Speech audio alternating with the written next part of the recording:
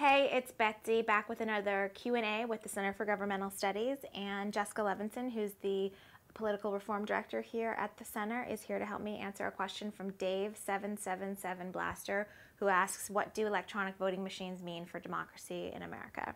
Well, Betsy, this is another great question. Eventually, we'll all be voting with electronic voting machines. As they do in Brazil.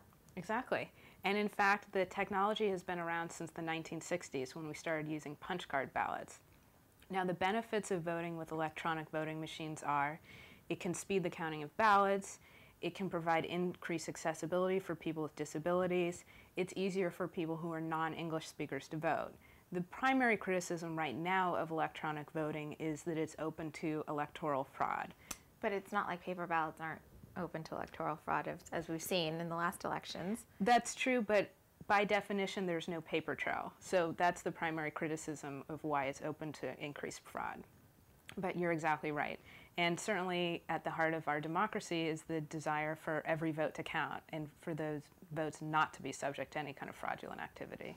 But again, there are benefits as well, though, which one you didn't mention, though, is that a lot of times ballots become not usable because people have voted twice with a punch card, and this would catch errors like that and not let those ballots, get incorrectly filed. So that's a big benefit. So I guess there are benefits, and then there are also drawbacks. And I think that the question might have been asked because people think that voting machines spell the demise of democracy in America, and that isn't necessarily the case. That's not the case.